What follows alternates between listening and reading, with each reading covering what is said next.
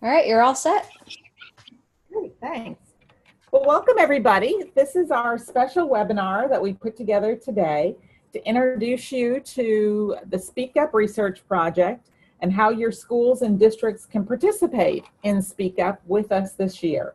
So what I'm going to do today with you is provide you with some information. First off, what is Speak Up? What we're calling Speak Up 101 class. What do you need to know to get started? And if you have some questions, who do you contact? Very important information to share with you. Now, we're going to do this within the context of not just giving you the steps involved in participating in Speak Up, but also to give you some examples from the 2016 data that was collected nationwide during Speak Up 2016. I like to frame this within the context of some of the data because it gives you a good idea of the value associated with participating in Speak Up. If you can see some of the data that was collected and hear some of the interpretation of that data, it'll start some of the wheels moving possibly for you to think about how you could use that same data within your schools and districts. We also have a really super special treat for you today. How lucky for all of you that you're joining us, because I'm actually going to share with you some of the preliminary 2017 data. So we opened up Speak Up 2017, the current surveys, in the middle of October, and have started looking at some of the preliminary data files from those surveys. Now, this data hasn't been cleaned up, it hasn't been tested yet. It's very preliminary data, but I wanted to share some of that data with you because they represent some new questions around a real interesting topic or theme within the questions that I think you'll find very interesting. And again, the idea is to provide you some context. So why would your school or district want to participate and Speak Up? What could they expect from some of the data? So the other thing that we'll talk about are some different ways that Project Tomorrow can help you and really make sure that you're being successful with your Speak Up participation. And then, of course, we've left time for your questions, your comments, your ideas. Now, you might notice there that there's a Q&A box, and so you can actually put your questions directly in the Q&A box. No need to wait till the end. If you have a particular question, just go ahead and put it right there in the Q&A box. Otherwise, we will, at the end, we'll provide additional time in case you have some additional questions. But if you think of something, please go ahead and use that. Okay, so a little bit about Project Tomorrow to get started, in case you're not familiar with us. We are a nonprofit education organization. We've been working with K-12 schools and districts all across the country since 1996. Today, we have a very specific mission, is to make sure that today's students are well prepared for the future. Now, like many other nonprofits or other organizations or associations, we have a particular belief set. Our belief set is that STEAM resources, science, technology, engineering, arts, and math resources are really the best way to prepare students for college and career success. So we do a number of community and school-based programs around elevating the role of these resources within students' learning lives, and we also do research on those topics. Now, the Speak Up Research Project on Digital Learning is the initiative that we are probably the best well known for and might be the way that you know about us. So let me tell you a little bit more about that because that's what our topic is today. So the Speak Up Project is an annual research project that we've been conducting since 2003. We use a combination of online surveys and focus groups to collect authentic feedback from key stakeholder groups, most notably K-12 students, teachers, parents, school site administrators, district administrators of all different ilk, as well as community members. Now, what we do is that we create these online surveys and then make them available to any K-12 school or district that wants to use our surveys to collect feedback from your stakeholders. And I literally mean any K-12 school or district. Those can be public schools, private schools, parochial schools, charter schools, magnet schools, virtual schools, Whatever flavor school you are eligible to participate in Speak Up. So again, as I said, we create the surveys, we do all the back end work, we do all the heavy lift associated with this, do all the research as to what are the very best topics to ask questions about, make sure those questions are framed appropriately for the audiences. And then what we do is that we give back to you all of your locally collected data as well as state and national data to be able to use for benchmarks or comparatives. Now this is, folks, a 100% free service for schools and districts. There's no gotcha here. There's no hidden fees. We also believe, as part of our belief set, that your precious instructional dollars should be spent on the classroom. And so paying someone to take a survey, to prepare a survey for you, or using your instructional time to create surveys, we think is not the best use of your time or supportive of your mission. So we do this as a service for you. Now, every school or district in the country is already in our database. The back end of our database is the NCES database from the U.S. Department of Education.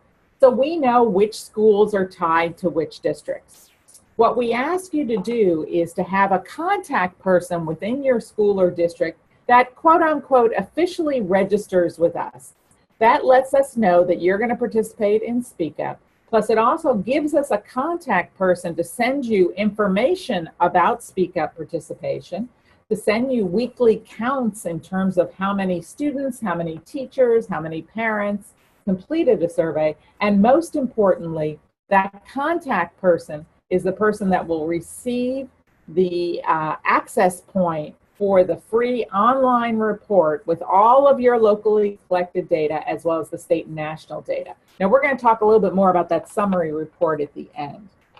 Please know that since we started this in 2003, we have had about 5 million Speak Up surveys submitted to Project Tomorrow, making the Speak Up data set the largest collection of authentic feedback from K-12 stakeholders on digital learning that has ever been assembled and reported on.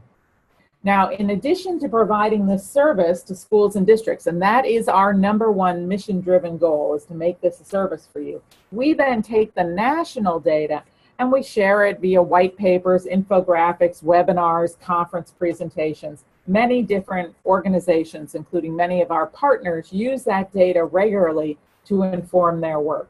So in terms of participation, one of the value statements around participation is that in addition to getting feedback from your own stakeholders, you're also contributing to this larger national data set, which is influencing policy, programs, and funding at the federal level, at the state level, as well as at the local level.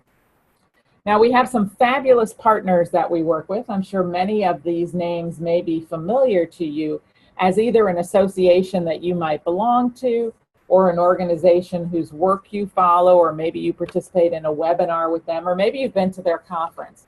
So we're very pleased to have such fabulous partners that help us not only with outreach, but also in terms of determination of what some of the key questions should be on the Speak Up survey. Now, speaking about the questions on the Speak Up survey, let me tell you a little bit about the topics or the themes that we cover in the online surveys. Most of the questions are about the use of technology to support teaching and learning. However, we do ask different questions in addition to that of different audiences. So we ask students, for example, about their interest in STEM careers. This year we're also asking students, in fact, about their interest in teaching careers, which we think is very interesting, considering that many parts of the country, including California, where I live, have a current teacher shortage. We ask parents about their concerns about their child's technology use. I actually have some of that data to share with you. We ask teachers about their wish list for professional development. We ask administrators what wakes them up in the middle of the night as a statement about their priorities. But we do ask all the audiences to talk to us about how they are interacting with a wide range of different types of emerging technologies or new classroom models. Now, new for this year, and every year that we do the survey, we have some very special themes. This year's additional themes, in addition to these topics, are these 4 that are on the right-hand side. So we did a very deep dive this year into digital citizenship. I'm going to tell you a lot more about that once we get into the data. We also know that many districts have been involved over the last couple years with moving some of their applications or some of their services into the cloud, making those all online experiences for their teachers, their students, their parents. So we actually had some new questions this year about cloud computing. And then each year we also do a curricular focus. So we've asked questions in the past about science instruction. We've asked questions about students using digital tools for writing. We've asked teachers about their perception of the use of technology on reading comprehension. Many different curricular focused areas. This year we're asking folks about their attitudes regarding math proficiency. How important do they think math proficiency is, and what do they think is the best way to develop a greater sense of math proficiency? And then finally, the other additional theme that we have for this year is around data usage. We know that coming from many different digital tools can often, there's often data that's derived from the use of those digital tools, which can be used to inform classroom instruction, change teacher practice. It can be assessment type data. So we're asking some new questions about data usage as well this year. The thing that differentiates the survey questions on the Speak Up project from many other surveys, and please know that we look at a lot of surveys here at Project Tomorrow, but one of the key differentiators is that we ask survey questions across 3 specific vectors. We do ask stakeholders, the students, the teachers, the parents, the administrators, how are you using these different technology tools? We like to call that their activities. So we ask questions around activities. We also, though, ask questions around their attitudes. So how do they value those learning experiences or devalue them when they are using technology? And then what are their aspirations? How would they like to use technology for learning? So activities, attitudes, and aspirations. Quite often what we find in surveys, whether those are produced by a commercial survey house or even surveys that are developed by school districts themselves, is that they tend to focus primarily on activities. We happen to believe that it is the triangulation of activities, attitudes, and aspirations which really gives you the very best perspective on the trends around digital learning, and also points you in the direction of actionable knowledge. So what does this data do for you? What can you do with this data? So just looking at activities is interesting, but when you overlay that with attitudes and aspirations, that's where you get a really rich data set. So the Speak Up questions, just so you know, do ask across different stakeholder audiences about the activities, the attitudes, and aspirations. The other thing that we do when we look at national trends in particular is that we also look at changes over time. And I've brought a couple examples of that here today to give you that perspective as well.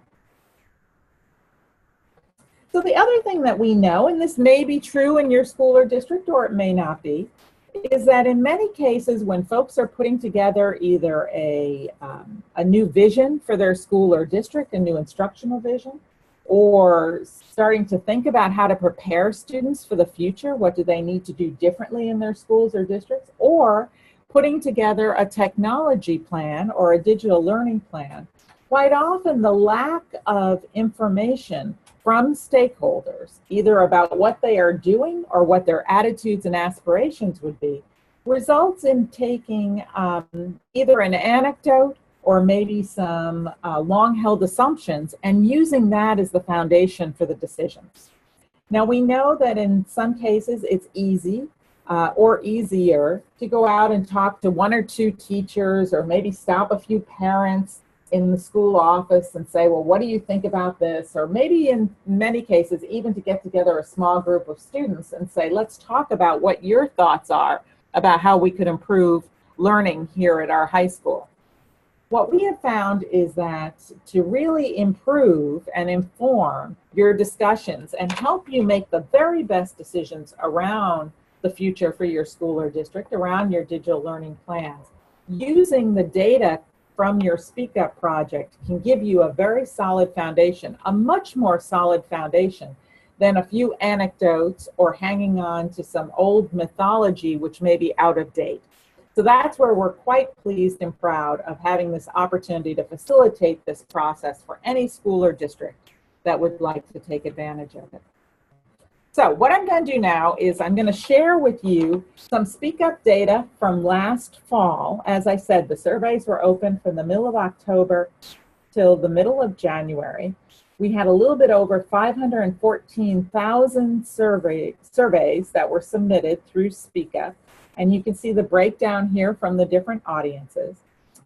Those surveys came from about 2,400 districts, a little bit over 7,000 schools. And you can also see the breakdown here by urban, rural, and suburban, as well as Title I schools. We spend a lot of time here at Project Tomorrow looking at the statistical significance of the different survey data results by disaggregating the data and looking, for example, just at urban schools. How do they compare to rural schools or to suburban schools? How do Title I schools compare to non-Title I schools? How do schools in California compare to schools in Texas? So we do a lot of disaggregation work on the data to better understand those trend lines. And we're also very proud of the fact that through our fabulous outreach partners, that we are not having just the most affluent schools in our data set or even the most techie schools in our data set. In fact, we have the full adoption curve in terms of technology acquisition and usage within the data set. So let me share with you some of the research findings from 2016. Again, this is from last fall. And again, I just picked out a few things that I thought was interesting. I'll show you here at the end where you can actually go in and look at all of the survey questions and use those survey questions to start thinking about how you're going to use the Speak Up data once you get your local data back. But I just chose a few things that I thought were interesting here. So every year on the Speak Up survey, since the very beginning, we have asked students about their use of technology at school. And in particular, we've asked them about the obstacles or barriers they face using technology at school. Now here's the data from last fall from high school students. What the high school students reported on as their top 5 obstacles that they face using technology for learning at school. Now, there's a couple things that are really interesting here in this list. And let me start off with a time-lapse comparative, for example. So last fall, the high school students told us, 60% of them said the internet was too slow to be able to be powerful for them or meaningful for them in terms of using for learning at school. Now, interestingly, in 2011, just 5 years previously to when these surveys were taken, only about a third of high school students told us that the internet was too slow. Now, I think we would probably all agree that our internet bandwidth and capacity in our schools and districts is probably higher today than it was in 2011. Yet we have a lot more people sharing that bandwidth and that capacity, and thus the reaction or the response from the students is that the internet is too slow. Now, the other one that I thought was curious is that the number 4 obstacle that came up from the students, a little bit over a third of high school students said they can't use their own mobile device or their own social media tools.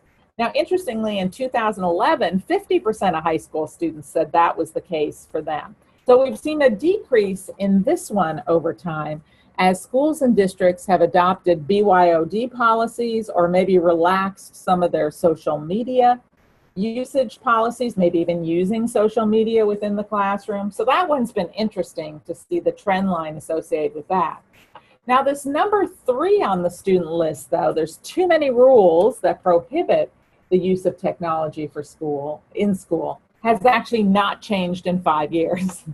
And so it continues to be a thorn in the side of students who want to most effectively use technology to support their diversified learning experiences, but they still see that as an obstacle in many schools and districts. Now again, folks, I'm sharing with you the national data. Remember that you are going to get individual data from your own stakeholders. So your high school students may have a different list here. Their order might be different, or they may have chosen some of the other responses. So again, this is the comparative with the national data. Now, we also know that many schools and districts have made a huge investment over the last couple of years in mobile devices to support learning. So I actually brought several slides of data around mobile learning. It always seems to have a lot of interest for folks. And so I thought I would do a little bit of a deeper dive here on mobile learning for you. Now, the first question that we ask, and we've asked this question since the beginning as well, it's a favorite of many schools and districts that participate with us, is that we ask students about what types of mobile devices do they have for their own personal usage. This is not school provided. That's actually the next slide, so hold on that.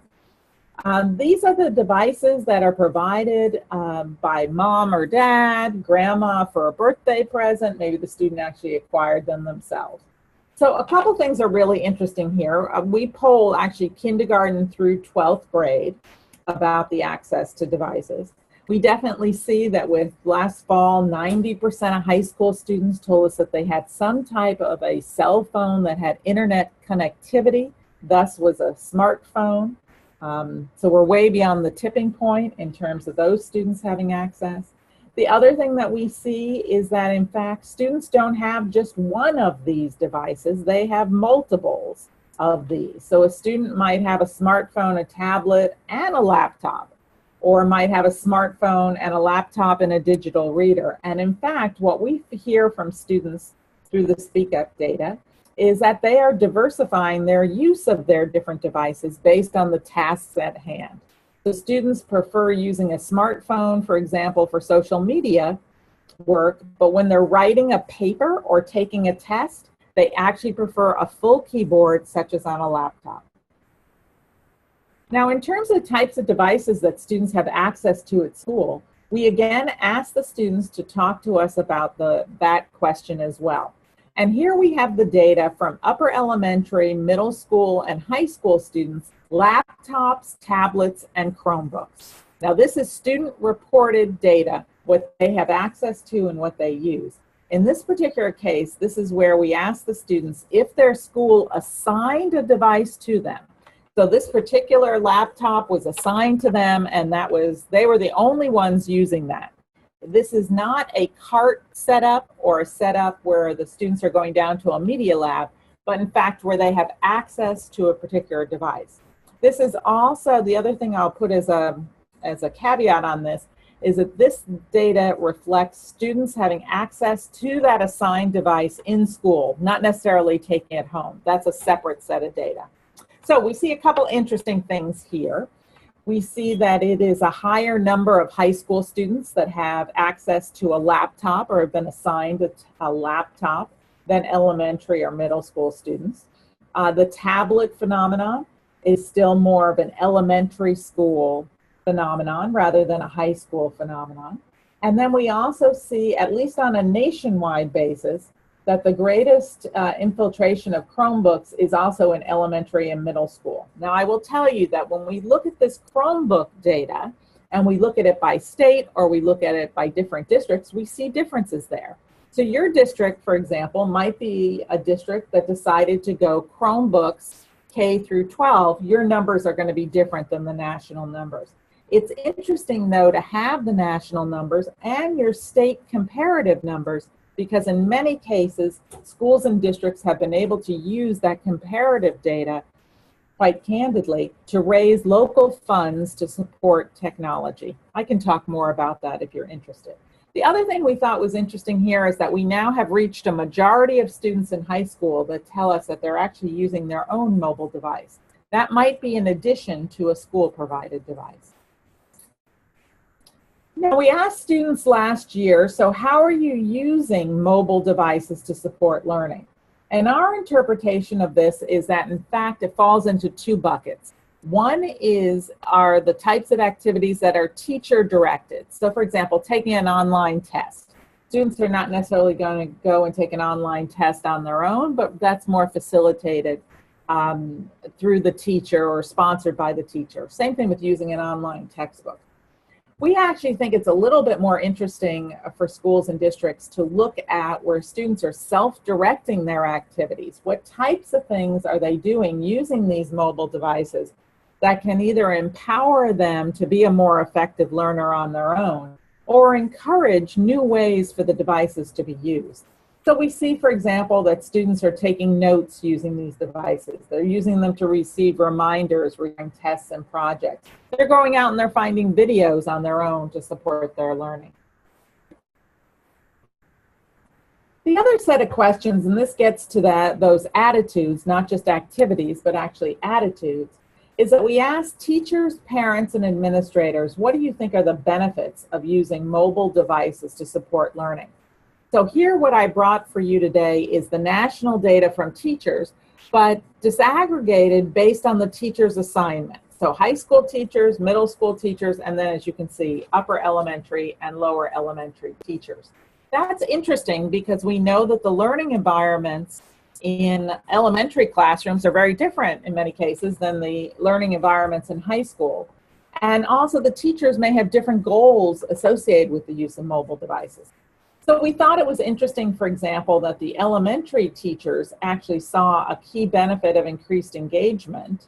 Over 80% of the elementary teachers said that, whereas only 60% of the high school teachers said that that was a significant benefit for them. We also saw that there were some differences here in terms of increased access to online content. That seems to be more the purview of middle school and high school and a little bit of upper elementary, more so than kindergarten, first and second graders. So this is a very interesting set of data for schools and districts that have implemented mobile devices to see around the differentiation of the types of benefits associated with that investment. And then the final set of data here around mobile learning, as I said, I'm doing kind of a deep dive for you on some of the mobile learning data, is that we ask administrators to talk with us about the different types of digital learning initiatives that they have implemented in their school or in their district. So this is a companion question where it is both on the principal survey as well as the district administrator survey. I pulled out the mobile learning model, classroom models, here on the right-hand side, 4 different models. And there we can see what percentage of principals nationwide said they've implemented these models, and what percentage of principals say that they're already seeing positive student academic impacts associated with that particular model. So for example, the #1 model that is still being implemented in schools today is the periodic access to a mobile device. That again is the cart that the teachers sign out. It might be Chromebooks, it might be tablets, it might be laptops. The students are using them for a certain period of time, and then that goes either back in to be shared with the other teachers in the school or within the grade level or the content area. Or maybe the students are still using the library or their media center for access. So the periodic access, 70% of principals say that that's the primary way that their students have access to mobile devices. And in fact, 51% said that they saw a positive impact associated with that. The second one was students are assigned a device for in-school usage. 52% of principals said that that's the case within their school. 41% of them said that they're actually seeing a positive result associated with that. So let me bring the parent data into the conversation here with you, and then I also have some teacher data, and then we'll get into some of the logistics around participation. And I see that folks are already putting questions in the Q&A box, so thank you so much for that. So I often will tell folks that I actually think that the Speak Up survey for parents is one of the hidden gems in our suite of different surveys that we offer to schools and districts. Quite often, particularly district administrators will tell me that they worry that sometimes maybe the only parent voice they get is that squeaky wheel voice, let's say. The parent that has the opportunity to be on campus a lot, the parent that has the principal's phone number in their cell phone, the parent that's part of a booster club or part of PTA or a PTO organization. we actually find that in many cases, districts will tell us that they believe they get a broader set of parent perspectives using the Speak Up surveys, because the parents that can't be that involved have an opportunity to share their voice as well. So let me share with you some particular data that I thought you might be interested in. One of the questions that we ask parents is a general question about their concerns about their child's use of the internet and online tools. So here from the national data, and we had about 28,000 parents nationwide that completed the survey last year, were the top 8 parent concerns about their child's use of the internet and online tools. The number 1 concern was too much screen time, then followed by students who were possibly accessing inappropriate websites or being contacted by strangers. You can see cyberbullying is obviously something that's very concerning to parents as well. 48% of parents said that was a concern for their child as well. So this is an interesting set of data, and this is one that we've been watching over time. We have definitely seen parents' concern levels elevated or emphasized in certain areas more than others. We also, though, see that some of these concerns can be different based on the school or district or community or even the state, based on some of the programs that may be put in place. So it's interesting to be able to have that opportunity to judge that. Now, based on this data and also the fact that our participating schools and districts told us that they would like us to see more questions on digital citizenship on the survey, we provided a really deep dive in this year's 2017 surveys on digital citizenship. And we're actually soliciting new questions, or we have new questions collecting new data from students, parents, and educators. And here's just a couple of the types of research questions that we have survey questions around. So who's influenced you about knowing how to become a good digital citizen? Who has responsibility for teaching digital citizenship? What types of skills are you learning? What types of skills are priorities at your school? And how would you rate your ability, either with your digital citizenship skills or your ability to teach those skills? That's obviously a teacher question.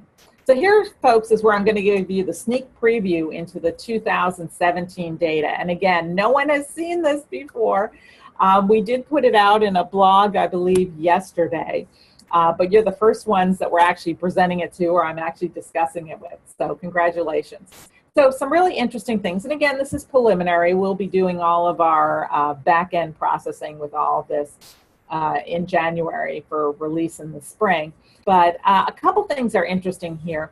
I was concerned to see that only half of students in high school said that they're learning digital citizenship skills. Now, we need to do a deeper dive into that. It may be that students are learning those skills in elementary and middle school, and so the high school students say, I already know them. We're going to be looking at some of that data. When we ask the students, so who has the biggest influence on you learning digital citizenship, the students said first their parents, and then actually learning on their own. Teachers and the school were third and fourth after those two. When we asked parents about who should have primary responsibility for teaching their child digital citizenship, in fact, the parents stepped up and said it should be them. 87% of parents said that that's their responsibility. 72% identified teachers. And then when we asked the parents, so when should this type of teaching start? When should your child start learning about how to be safe online, how to be a good citizen online, how to be able to communicate and contribute effectively online? Parents are placing that in the early elementary grades. So really some interesting, once again, preliminary data. This conversation around digital citizenship is a fascinating conversation because it is way beyond just students' online safety today. It really is now meshed or seamlessly getting integrated into college and career-ready skill development, in particular about how to contribute in an online environment and to have those type of skills. So we think it's a really important conversation, and we were thrilled to have the opportunity to ask those questions on the survey this year. So flipping back to 2016, let me share with you a little bit of teacher data here. Then I'm going to take you through some of the logistics around participation in Speak Up, and then we'll get into your questions. So every year we ask teachers, what type of digital content are you using in your classroom? This is a really interesting question and particularly meaningful for schools and districts that want to see if their teachers are adopting the types of technologies that are maybe written in their technology plan or that they've made investments in, they have licenses in, whatever it might be. We often find that school districts will tell us that they believe that their teachers are more candid and honest on the Speak Up survey than they would be if the survey came from the school or district directly. We do take very seriously our role as a guardian of this data being confidential. But it is interesting that the schools and districts believe that their their teachers are more candid with us. So here we have a lineup of the top 7. I just pulled the top 7 that teachers told us about. And again, disaggregated by the assignment of the teacher. We also look at this based on the size of the district or the school. We also look at it based on the community type. Years of experience of the teacher is very interesting. So a couple things pop out here. We see that videos have continued to be of high interest and value to teachers in the classroom, lots of video usage. Increasingly, teachers are adopting game-based learning environments in the classroom as well. And we do see some differentiation here based on the teacher assignment. We also ask teachers, so what do you need to be able to use technology more effectively? This is one of those aspirational questions. So the top needs that teachers talk about are professional development, planning time, devices for student usage, and technology support.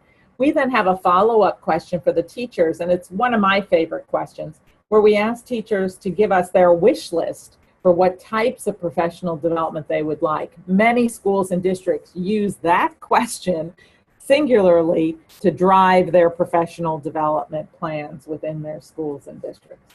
So it's interesting that the teachers identified these 4 top needs, but a much smaller percentage of teachers identified more specific needs. So we think it's going to be interesting to watch over time to see if a greater number of teachers start to ask, for example, curated sets of resources, rubrics for evaluating digital content, information on classroom management strategies. We believe that the needs on the left-hand side, PD, planning time, devices, and tech support, need to be met first before teachers can start thinking about some of these more sophisticated needs or usages.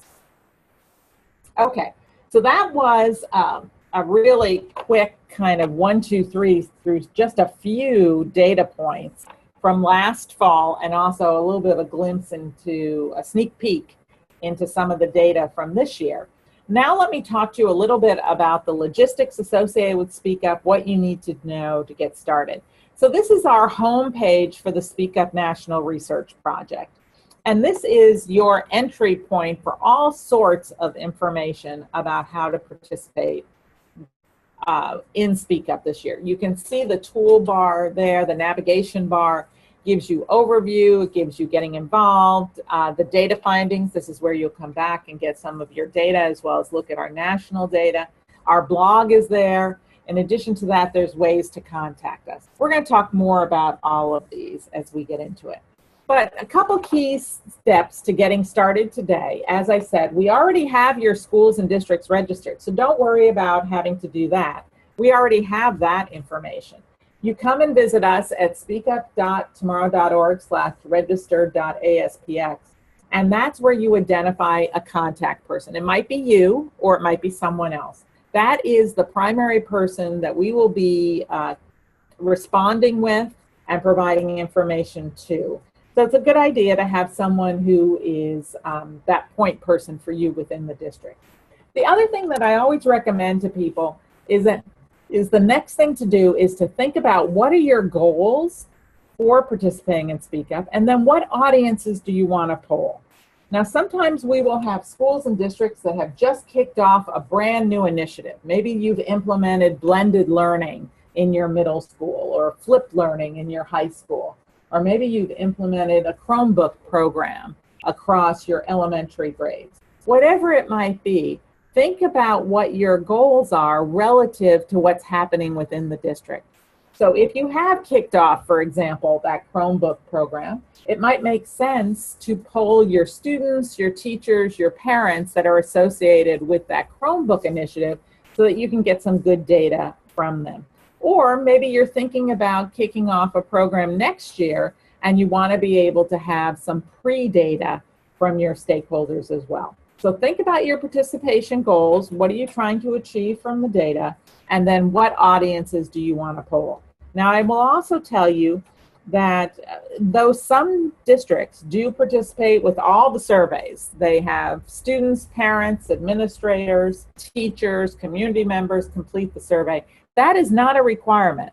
We set this up to be flexible for you. So you decide which surveys to use, which surveys to promote. Now, speaking of promotion, we've done, again, a lot of the heavy work for you. We've already created promotional materials.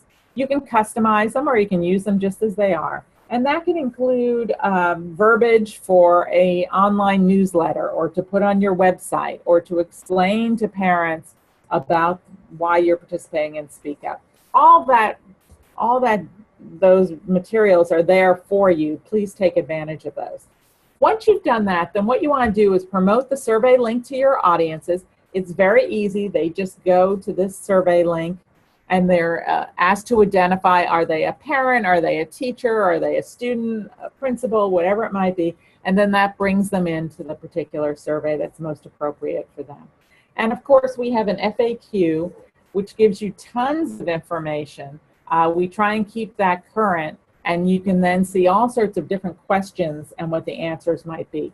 That's right underneath that Get Involved tab on the navigation bar. Included there is also some participation tutorials. There's your promotional materials. And again, as I mentioned before, you can view all of the surveys. So if you want to take a look and look at every single survey question so you can start planning how you're going to use that data, that's the place to take a look at. We also have a really neat participation map there too if you want to take a look and see who else is participating around the country.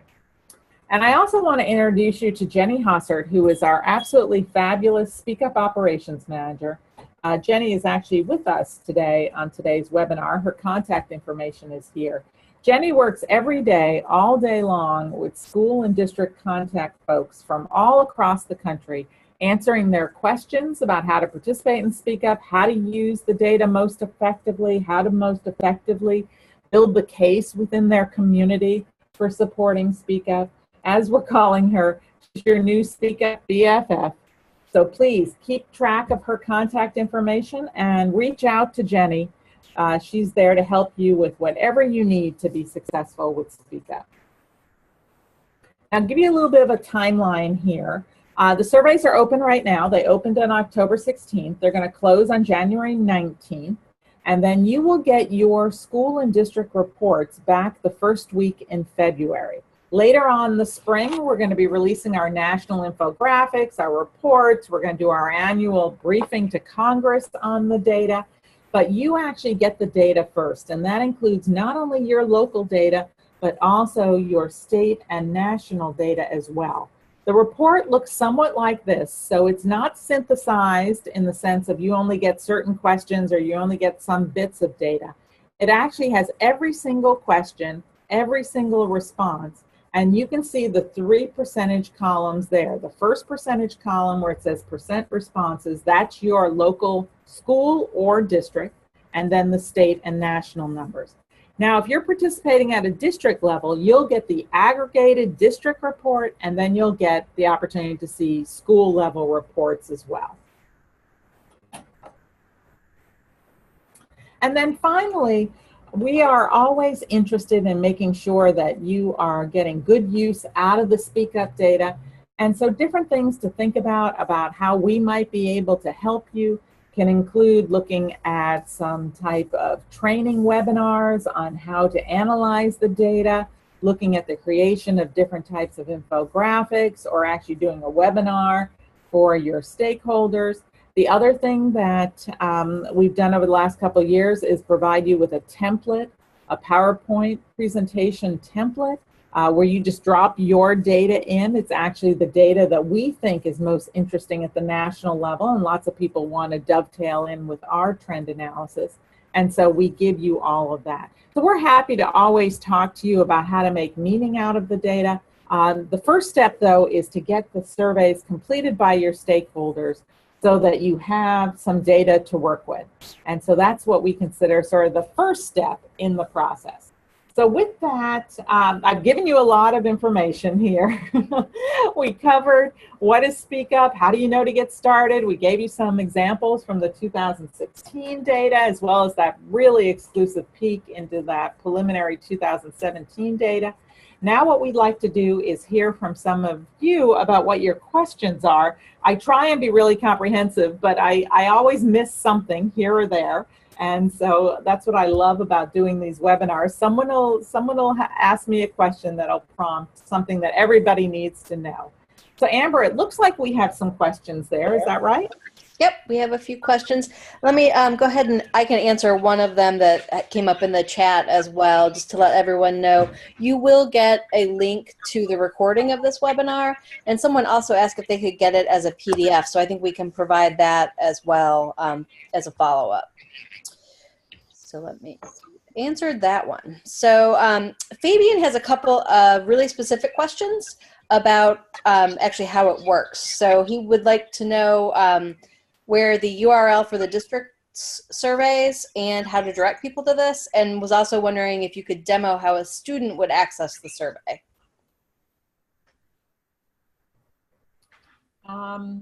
Sure, hold on. I think we can actually show him exactly where the link is. I think we had it in here. Hold on. Here's the number 5, Fabian, is the survey link for your audiences. So speakup.tomorrow.org. That is the survey link right there, okay? So that's what you're going to promote out to your stakeholders. So let's go ahead. I can't seem to get out right now through the PowerPoint.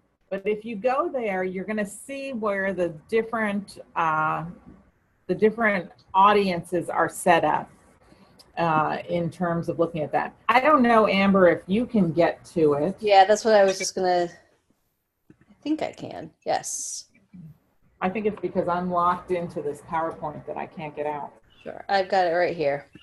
And let me also add that once you're registered as the primary contact, you'll also be able to get some direct start links so that you can actually direct your students directly to your own survey, so they don't have to go in here and do this lookup. But this is the way that the general public could get in as they're going from the website. So I think, can you see this, Julie? Mm-hmm. Okay. So this is the place where you'd start. Students would check up here to start the student survey. If they don't have a direct start link, they can just go in and find a school. That's why the direct start link is helpful. And then choose their grade. And then there's a secret password that every school gets as well. So that your students are just your students are accessing your surveys. So hopefully that's helpful.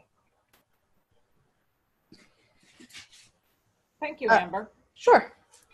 And then we also had a question about will we be able to compare statewide data, countywide, by zip codes, etc.? Okay, so every bit of data that's collected from Speak Up, if you could go back to, can you stop viewing your screen so I can get back to mine? Yeah, thanks.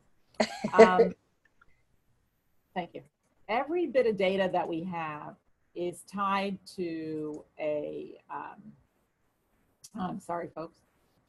Let me just get right back to where we were because I want to make sure that in case we need to go and look at something, we can do that. Every bit of data that we collect is tied to a school, to a district. And consequently, because of that, it also can be tied to a county. So if you are with a service center, a BOCES unit, a county office of education, whatever that might be, we can also pull for you that level data if you want that data as a comparative as well. Because of the way the data is set up, conceptually, we can tie it to a congressional district. We can also look it up just by zip code. So if you want to, if you have a very large district and you had your district organized by a series of zip codes that were maybe in a feeder pattern from an elementary school to a middle school to a high school, we can definitely disaggregate that data. That's all some of the special things that we can do to make meaning out of the data for you. So yes, because of the way because we don't have a random student or teacher or parent that comes on and takes the survey without identifying a school or a district or a state, because we don't do it that way, we do it with everything tied very neatly together. We do have the opportunity to do those special disaggregations for you as well.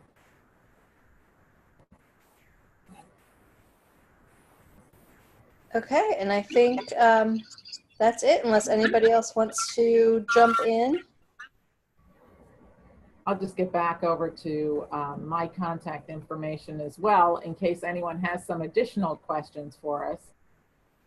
You can contact me directly, or I'd also, once we send this out to you, you'll have Jenny's contact information. Of course, Amber has already been communicating with you, so you have her contact information as well. But we are very much happy to present this information to you today.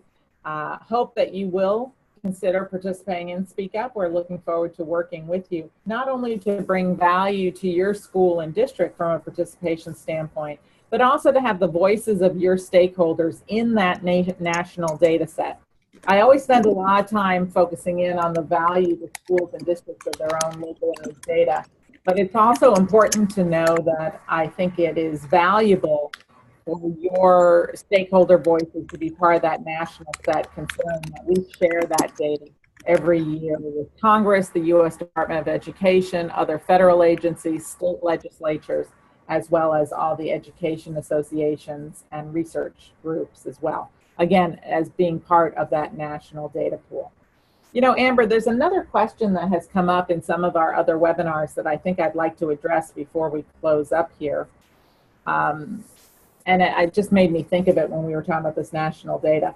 I also want to make sure everybody understands that we do consider your participation to be in Speak Up, to be part of a confidential data set that we have as well. So we do not share with anyone that ABC district or XYZ district participates in Speak Up unless you give us permission to do that. Sometimes we're honoring your district in a press release. And we also don't share your localized district data or school data with anyone. From time to time, we have had a community member or even a school board member that has contacted us and wanted to have access to their local Speak Up data. That's when we'll go back to the district contact that you have designated and give you the right to have that conversation with them. We do not share this data with anyone. We do consider this a service that we're doing in partnership with you. And so how you share out your data with your stakeholders is at your discretion, but please know that we're protecting that for you.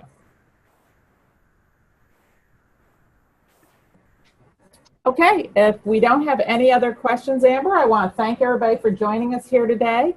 Once again, please, folks, if you do have some additional questions, you think of something a half hour from now or tomorrow, please let us know. The surveys are open till January 19th. We always have a lot of folks that participate right at the end. And so there's plenty of opportunity for you to have your students, your teachers, your parents, your administrators, your community members share their thoughts with you via the Speak Up survey. Thank you for joining us today, and I wish everybody some wonderful, happy holidays and look forward to working with you.